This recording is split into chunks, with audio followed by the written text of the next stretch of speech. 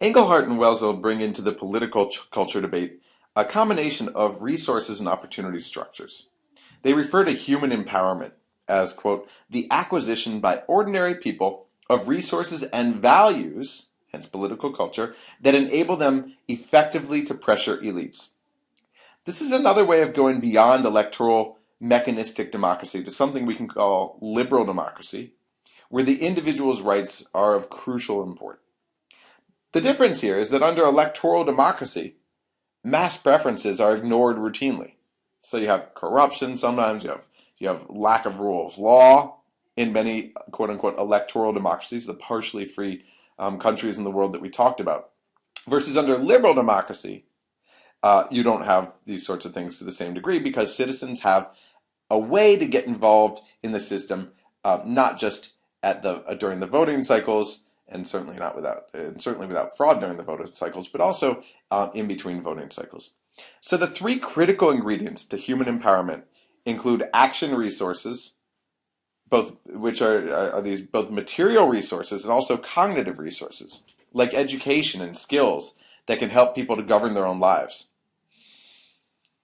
And this includes in non-political spheres and also then in political spheres. When we talk about civil society, the notion that you can get together for a chess club and then the conversation turns to politics, this sort of on-the-ground things that bother you, trash collection, for example. They didn't collect my trash again, or they drop it in the streets all the time. Yeah, who's responsible for that? Well, the city government. And then this becomes a political debate or a political subject.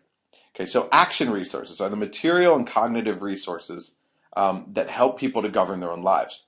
Self-expression values, going back to our discussion of political culture. Survival versus self-expression. So survival is the opposite of this.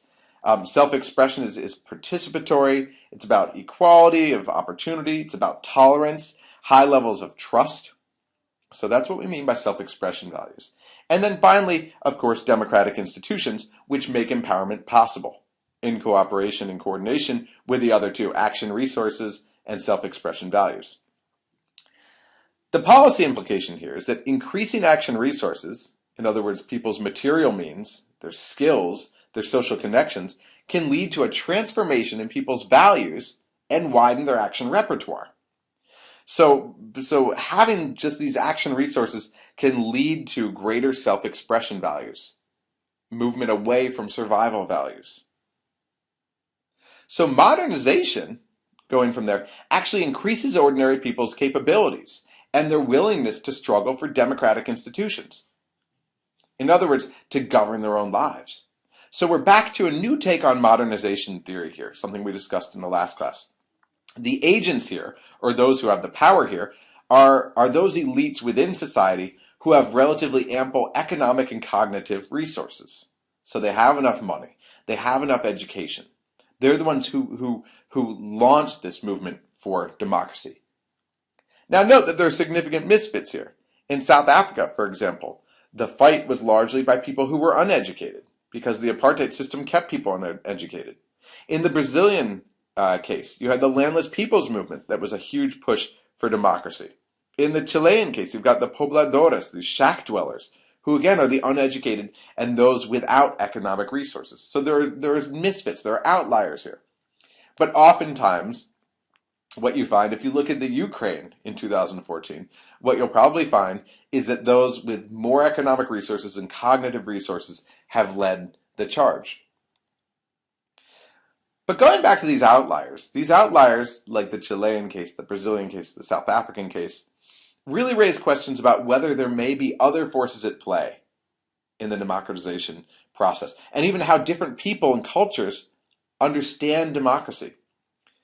Some people, Engelhardt included, take a sort of universalist tack.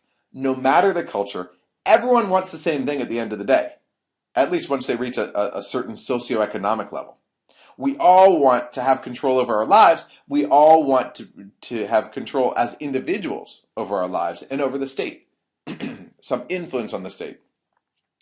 A quote here, I think from Engelhardt, is the basic impetus for democracy, the human desire for free choice, is the natural product of an environment in which expanding action resources give rise to self-expression values. Again, action resources help create self-expression values. It's a new take on modernization. Others, like Amartya Sen, this Nobel Prize winner, have gone back to the notion of international legitimacy of democracy, where democracy is the, quote, new normal. And Sen argues that, quote, in the general climate of world opinion, democratic governance has now achieved the status of being taken to be generally right. In other words, it is the only system. It's the only legitimate right system. But for cultural relativists, here's cultural relativism down here, there is no one workable ideology or system.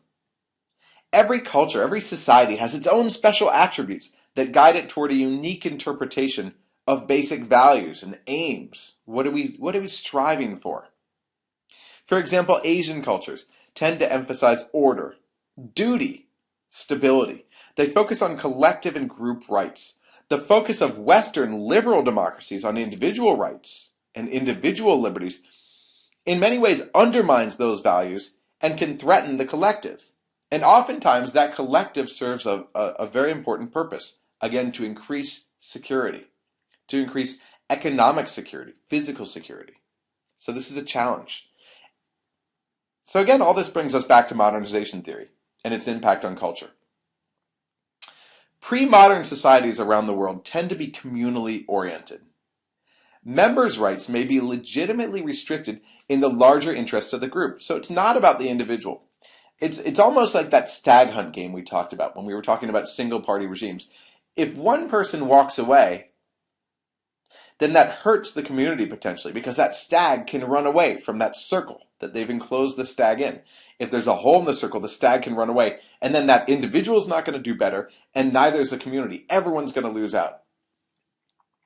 So, for example, in these communally oriented societies, you might have freedom of speech and expression to a certain degree, but you don't have the freedom to mock and ridicule sacred texts or practices or beliefs or rituals because that would undermine the social norms that keep society harmonious.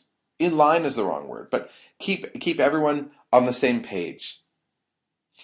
They might restrict the right to property in a communally oriented society. They might constrict trade so it won't impinge on social solidarity and notions of communal obligation, for example. Again, keep in mind, when we talked about the purpose of the state, it was to provide security. We didn't need internal security until we had the haves versus the have-nots.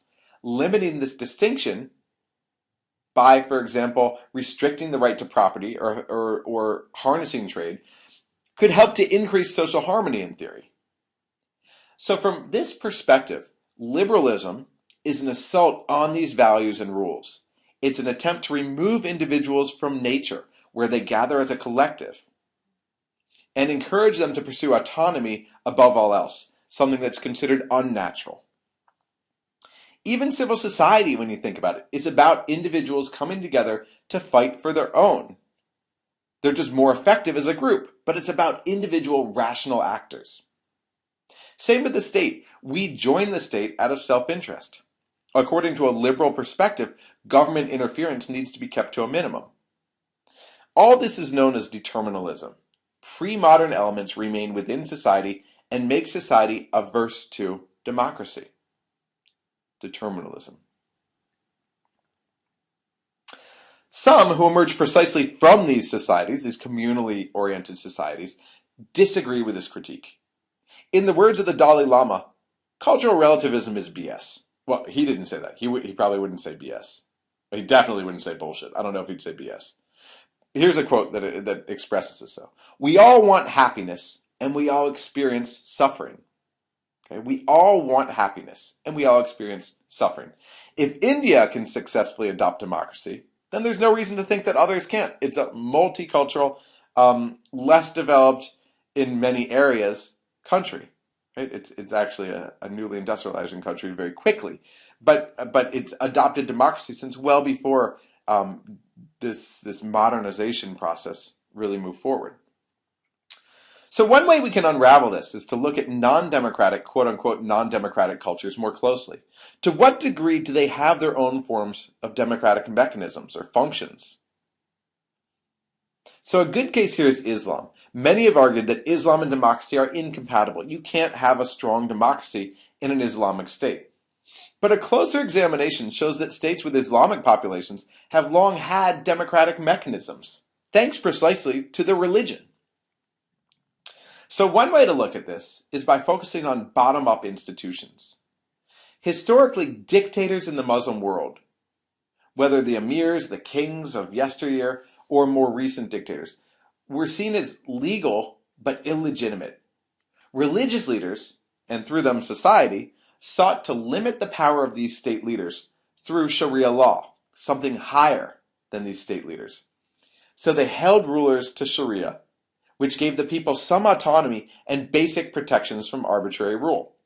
And gradually, Sharia came to define the essence of being Muslim, that is, simultaneously the ideal status and the specific identity of Muslims. Today, you have what we might call the fundamentalism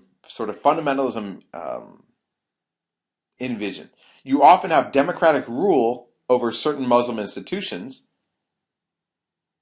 like religious leaders, ensuring laws and decisions made by democratically elected bodies don't deviate from Islamic principles. So fundamentalism re-envisioned, where you have this combination because Muslim institutions are actually checking democratic institutions, or semi-democratic institutions, as the case may be.